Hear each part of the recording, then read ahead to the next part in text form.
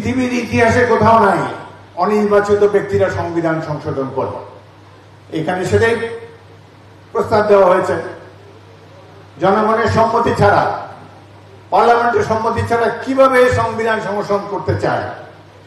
যে সংবিধান আমরা রক্ত দিয়ে 72 সালে প্রতিষ্ঠা করেছি সেটিকে তারা ছুড়ে ফেলে দিতে চায়। একটি রাজনৈতিক দল যারা বিরোধিতা করেছে মুক্তিযুদ্ধে, তারা এখন বলতে চায় যে 71 সালে জাতি ভুল করেছে, এটি ছিল একটি পথভ্রষ্ট জাতি। এসব কথা বলার সুযোগ কোথায় তারা পেল?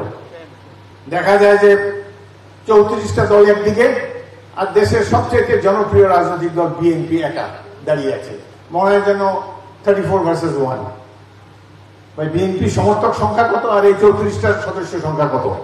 প্রত্যেকটি আন্দোলনে জীবন দিয়েছে, রক্ত দিয়েছে দেশের সাধারণ মানুষ, আর তার ফল ভোগ করেছে এক শ্রেণীর কুটিল রাজনীতিবিদেরা। তারা বারবার জাতিকে ভুল পথে নিয়ে যেতে চায়।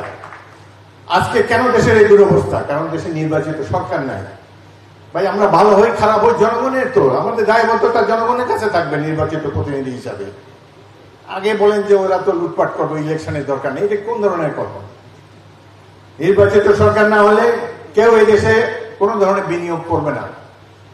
নির্বাচিত সরকার না হলে এই দেশে আইন শৃঙ্খলা পরিস্থিতি কখনোই ঠিক হবে না। এটা তো জনগণের রাষ্ট্র না। এখন তো অলিগার্কি, মোবোক্রেসি, অ্যারিস্টোক্রেসি এইসব চলছে।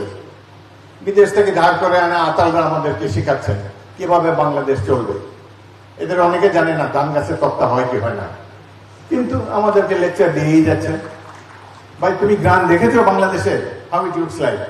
এদের অনেকে ভোট দিতেও যায় না, কারণ লাইনে দাঁড়াতে হবে, কি তার চেয়ে ঘুমাই, আরামসে ঘুম দেয়। এরা এখন বাংলাদেশের রাজনীতির গতি প্রকৃতি নিয়ন্ত্রণ করতে চায়।